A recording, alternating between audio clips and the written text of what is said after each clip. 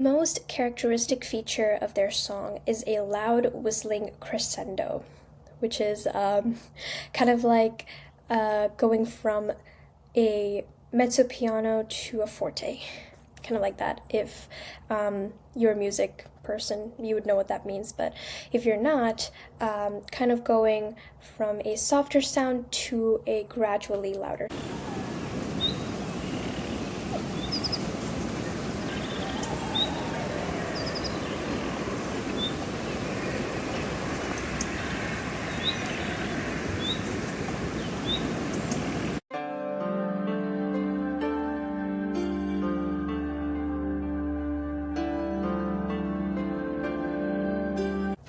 Hello everyone, good morning. I hope you're doing well today. I hope your day is going great. If not, that is totally fine. Welcome to the Early Bird Weekly Podcast, where we talk about birds. I'm Ritiksha Satish Kumar, and in today's episode, we're going to be talking about the nightingale. The nightingale has always been a bird of mystery to me. All I know about the bird is that it sings at night, but after I researched a little bit about it, I came to know so many surprising facts about the nightingale, and I think you'll enjoy it. So let's get into today's episode. So the species name for the nightingale is Lucinia megarynchos. So the nightingale is from the genus Lucinia, which has two species, the thrush nightingale and the nightingale. The thrush nightingale is called Lucinia lucinia, and it kind of looks similar to the nightingale. Maybe we'll cover it in another episode. So yeah, speaking about size, the nightingale is actually a small bird.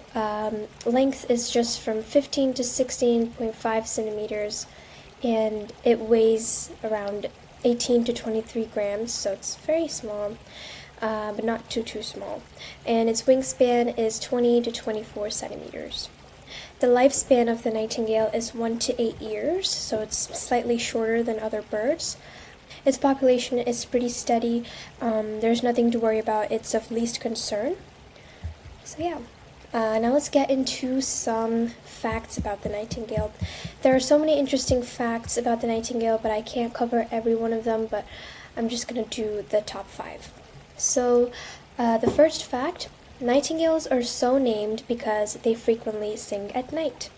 The name has been used for more than 1,000 years, being highly recognizable even in its Old English form, nightingale. So this Old English form is spelled Nightegale,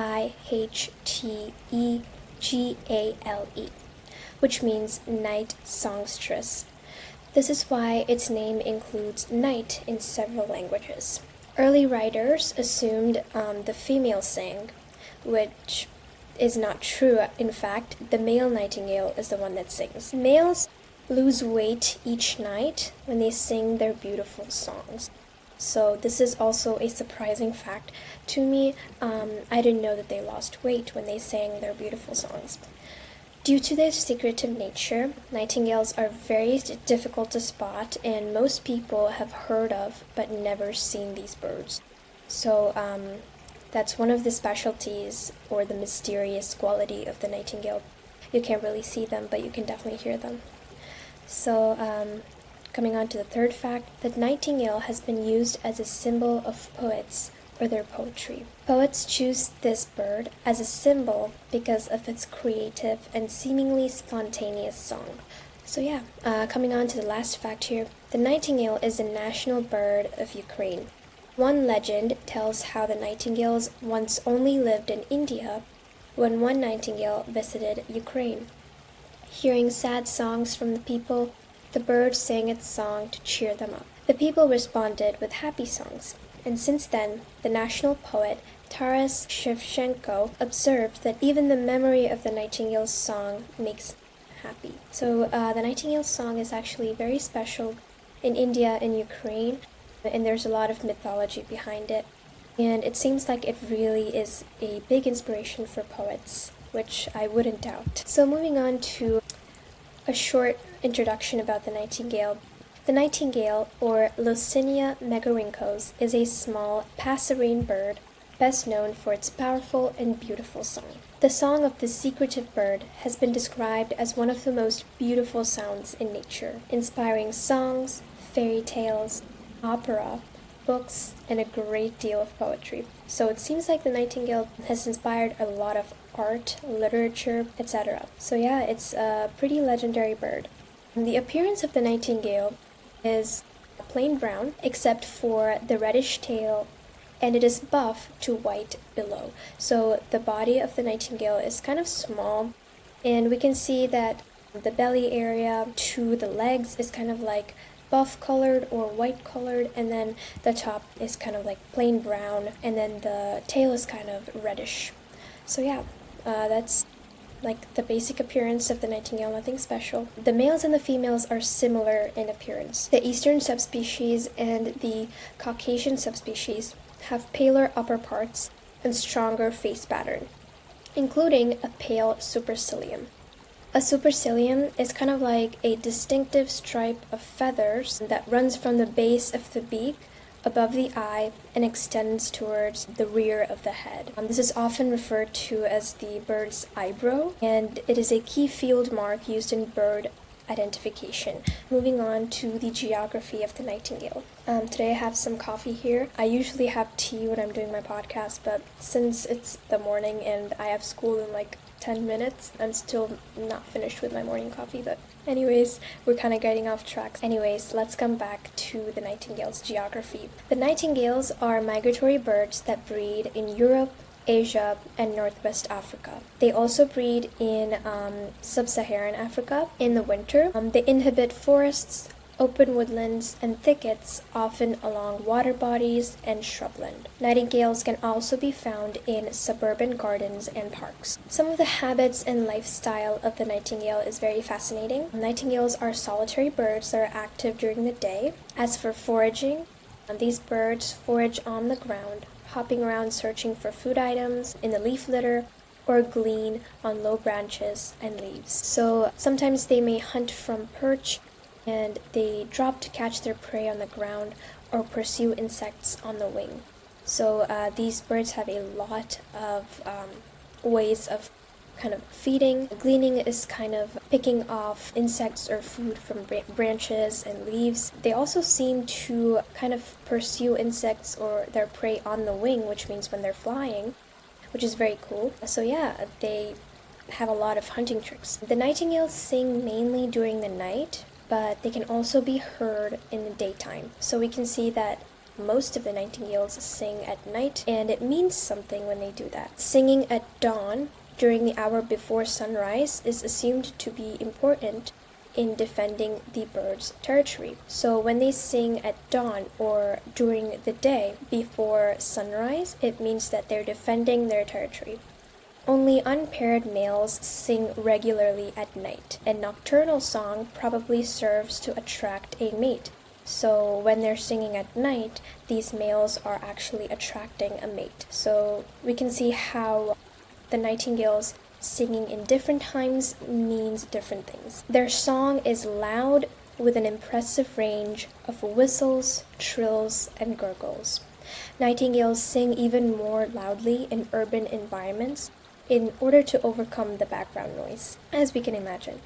The most characteristic feature of their song is a loud whistling crescendo, which is kind of like going from a mezzo piano to a forte, kind of like that. If you're a music person, you would know what that means, but if you're not, kind of going from a softer sound to a gradually louder sound. When disturbed, nightingales produce a frog-like warning call. I haven't heard that yet, but every bird has a warning call. Now let's listen to the nightingale.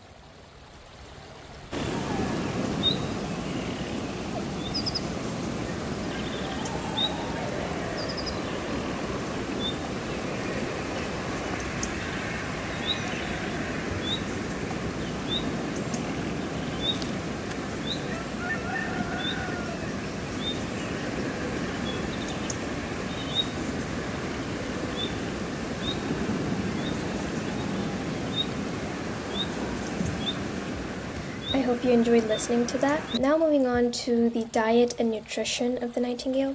Nightingales are carnivorous. They eat a lot of insects, and they feed on beetles, gnats, ants, caterpillars, flies, small worms, spiders, and larvae. And in autumn, these birds supplement their diet with berries and seeds. So yeah, pretty insect-rich diet. So nightingales are serially monogamous, which means they form pairs only for one breeding season and then they change partners. Many birds are actually serially monogamous. In Europe, they breed between late April and mid-July. Nightingales become very territorial during the breeding season, and males aggressively defend their nest territory. Pairs nest on or near the ground in dense vegetation. The nest is an open cup structure made with dead leaves and grass. The female lays 4 to 5 olive green eggs and incubates them within 13 to 14 days. And the male during this time provides her with, as we can see here, the female is the one that is incubating the eggs, and the male is kind of bringing the food. We have seen this in other birds as well. They're born helpless. The chicks are born helpless, and they are fed by their parents for about 10 to 12 days.